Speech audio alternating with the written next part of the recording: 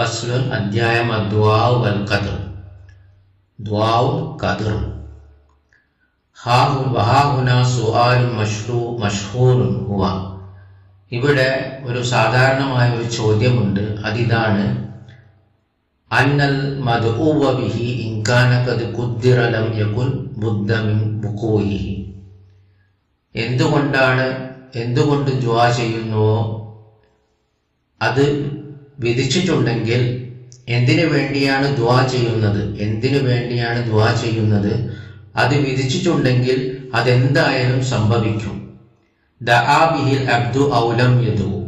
അടിമ അതുകൊണ്ട് ദുആ ചെയ്താലും ചെയ്തിട്ടില്ലെങ്കിലും ആ അല്ലാഹു എന്താണോ വിധിച്ചത് അതെന്തായാലും സംഭവിക്കും.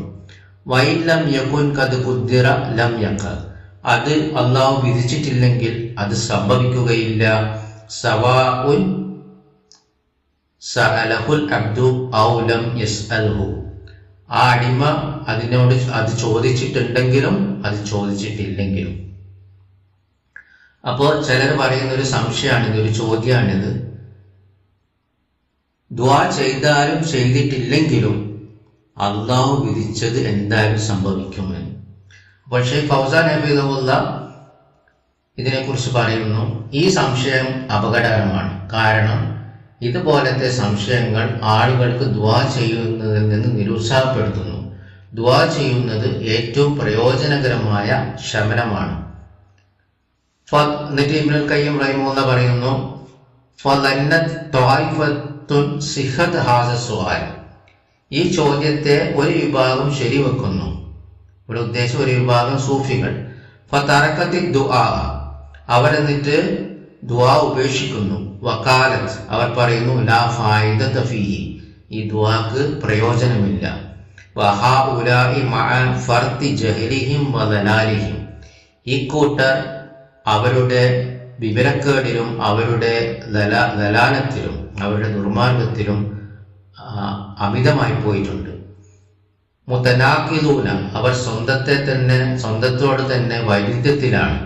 ഫഇന്ന തർദ മദ്ഹബിഹിം യൂജിബു തഅദീല ജമീഇൽ അസ്ബാബി. അവരുടെ അഭിപ്രായ പ്രകാരം ഇത് പ്രയോഗവൽക്കരിച്ചാൽ അവർ കാരണങ്ങളെയൊക്കെ ഉപേക്ഷിക്കുന്നു. ഷെയ്ഖ് ഫൗസാൻ ഹഫിദഹുല്ലാഹ് പറയുന്നു, അതുകൊണ്ട് ഈ കൂട്ടർ വഴികേടിലാണ്. അവർ പറയുന്നു, അവരുടെ വാദം ദുആക്ക് പ്രയോജനമില്ല എന്നാണ്. ദുആ ചെയ്തില്ലെങ്കിലും വിധിച്ചത് സംഭവിക്കും, വിധിച്ചിട്ടില്ലെങ്കിലും അത് ദുആ ചെയ്താലും സംഭവിക്കില്ല. ഇവർ വ്യക്തമായ വഴികേടിലാണ്. അള്ളാഹു ദുആ ചെയ്യാൻ കൽപ്പിച്ചിട്ടുണ്ട്. ആ ദുആ ഒരു മാർഗമാണ്, ഒരു കാരണമാണ്. അള്ളാഹു മാർഗങ്ങൾ സ്വീകരിക്കാൻ കൽപ്പിച്ചിട്ടുണ്ട്. അള്ളാഹു നമ്മോട് വെറുതെ ഇരുന്ന് വിധിക്ക് കാത്തു നിൽക്കാൻ പറഞ്ഞിട്ടില്ല. ഫയുഖാലു ലിഅഹദിഹിം. അപ്പോൾ അവരിൽ ഒരാളോട് ഇങ്ങനെ പറയണം. അവരെങ്ങനെ വിമർശിക്കാം? ഈ വാദത്തെ എങ്ങനെ വിമർശിക്കാം? ദുആ ചെയ്താലും ദുആ ചെയ്തിട്ടില്ലെങ്കിലും അള്ളാഹു വിധിച്ചിട്ടുണ്ടെങ്കിൽ അത് സംഭവിക്കും. ഇവരെങ്ങനെയാണ് നമുക്ക് വിമർശിക്കാൻ പറ്റാം? ഇൻ കാന ശബഉ വറയ്യു ഖദ് ഖുദ്ദിറ ലക ഫലാ ബുദ്ദ മിൻ ദുഖൂഇഹി. ഭക്ഷണം കൊണ്ട് തൃപ്തിപ്പെടുക, ദാഹം കൊണ്ട് ശമിക്കുക, ഇത് നിനക്ക് വിധിച്ചിട്ടുണ്ടെങ്കിൽ അതെന്തായാലും സംഭവിക്കും. അകൽത ഔലം തഅക്കുൽ. നീ ഭക്ഷണം കഴിച്ചാലും കഴിച്ചിട്ടില്ലെങ്കിലും. വഇൻ ലം യുഖദ്ദിറ ലം യഖാ. ഇനി അത് വിധിച്ചിട്ടില്ലെങ്കിൽ അത് സംഭവിക്കുകയില്ല. അകൽത ഔലം തഅക്കുൽ. നീ ഭക്ഷണം കഴിച്ചാലും കഴിച്ചിട്ടില്ലെങ്കിലും.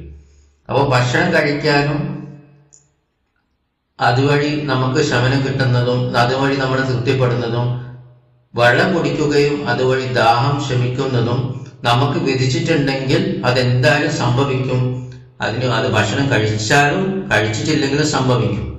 അങ്ങനെ അവരോട് പറയുക. അങ്ങനെ സംഭവിക്കൂലല്ലോ. നമ്മൾ ഭക്ഷണം കഴിക്കണമല്ലോ. ഭക്ഷണം നമുക്ക് തൃപ്തിയോടെ വയറ് ആണെങ്കിൽ നമ്മൾ ഭക്ഷണം കഴിക്കണം. നമ്മളെ ദാഹം ശമിക്കണമെങ്കിൽ നമ്മൾ വെള്ളം കുടിക്കണം. പക്ഷെ അതൊന്നും ഇല്ലാതെ തന്നെ ഭക്ഷണം കഴിക്കാതെയും വെള്ളം കുടിക്കാതെയും നമുക്ക് എന്താണ്, നമ്മളെ വിശപ്പിന് നമ്മൾക്ക് തൃപ്തിയാവും, നമ്മളെ ദാഹം ശമനമാവും എന്ന് പറയില്ലല്ലോ. വൈൻകാനൽ വലതു ഉത്തരലക്ക, അവരോട് ഇങ്ങനെയും പറയാം, നിനക്കൊരു കുട്ടി വിധിച്ചിട്ടുണ്ടെങ്കിൽ ഫലബുദ്ധ മിൻഹു വത്യത്ത അസൗജത്ത, നീ ഇണയോട് ബന്ധപ്പെട്ടാലും അവിൽ അമത്ത അടിമയോടും ഔലം തത്ത, നീ ബന്ധപ്പെട്ടിട്ടില്ലെങ്കിലും നിനക്കൊരു കുട്ടി വിധിച്ചിട്ടുണ്ടെങ്കിൽ നിനക്ക് എന്തായാലും ആ കുട്ടിയെ ലഭിക്കും. ഇങ്ങനെ സംഭവിക്കൂലല്ലോ. വൈലം യുക്കദ്ദിറ ലം യകുൻ, ഇനി വിധിച്ചിട്ടില്ലെങ്കിലോ കിട്ടുകയില്ല. ഇവിടെ ഇണയായിട്ടോ അടിമയായിട്ടോ ബന്ധപ്പെടണോ എന്നുള്ള വിഷയം വരുന്നില്ല. ഫല ഹാജത ഇല തസ്വീജ് വത്തസറി, ഇവിടെ വിവാഹം കഴിക്കേണ്ട ആവശ്യം വരുന്നില്ല. നിനക്ക് കുട്ടിയെ വിധിച്ചിട്ടുണ്ടെങ്കിൽ നിനക്ക് കുട്ടിയെ കിട്ടും. ഇണയുമായിട്ട് ബന്ധപ്പെടേണ്ട ആവശ്യമില്ല. വഹലും വജറ, ഇങ്ങനെ കുറെ ഉദാഹരണങ്ങൾ നമുക്ക് നൽകാൻ പറ്റും ഇവരെ വിമർശിക്കാൻ. അപ്പോൾ കാരണങ്ങൾ ഉണ്ടായാലേ ഫലം ഉണ്ടാവുകയുള്ളൂ. അതുകൊണ്ട് ഷെയ്ഖ് ഫൗസാൻ ഹഫീദുള്ള പറയുന്നു, ഇത് സൂഫികളുടെ നാവിൽ നിന്ന് വരുന്നതാണ്, ദുആക്ക് പ്രയോജനമില്ല എന്ന വസ്തുത. വിധിച്ചാൽ സംഭവിക്കും, വിധിച്ചിട്ടില്ലെങ്കിൽ സംഭവിക്കില്ല. ഇവർ സംശയത്തിലാണ്. ഷെയ്ഖ് ഫൗസാൻ ഹഫീദുള്ള എന്നിട്ടൊരു ഇവരെ വിമർശിക്കാനൊരു കാര്യം പറയുന്നു. ഇവർക്കെതിരെ ആരെങ്കിലും ഒരു പീഡിപ്പിച്ചാൽ, ഒരു പീഡനം നടത്തിയാൽ അവർ പറയുമോ ഇത് വിധിച്ചതാണ് എന്ന് പറഞ്ഞവർ വെറുതെ ഇരിക്കുമോ? അവർ ഈ പീഡനത്തിന് പ്രതികാരം ചോദിക്കില്ലേ? അധികാരികളെ കാണുകയില്ലേ? പോലീസിനെ കാണുകയില്ലേ? കോടതി കയറുകയില്ലേ? ഇവരുടെ വാദപ്രകാരം ആണെങ്കിലോ ദുആ ചെയ്താലും ചെയ്തിട്ടില്ലെങ്കിലും അല്ലാഹ് വിധിച്ചത് എന്തായാലും സംഭവിക്കുമെന്ന വാദപ്രകാരമാണെങ്കിൽ ഇവർ ഇതൊന്നും ചെയ്യാൻ പാടില്ല. ഈ മാർഗങ്ങളൊക്കെ ഉപേക്ഷിക്കണം. അവർ ഭക്ഷണം കഴിക്കരുത്, അവർ വെള്ളം കുടിക്കരുത്, അവർ വിവാഹം കഴിക്കരുത്, അവർ ഡോക്ടറെ കാണരുത്. കാരണം ഇതൊന്നും ചെയ്തിട്ടില്ലെങ്കിലും അവരുടെ വാദപ്രകാരം എല്ലാം വിധിക്കും. അപ്പോൾ ഇത് ശരിയല്ലല്ലോ. ബാറക്കല്ലാഹു ഫീക്കും.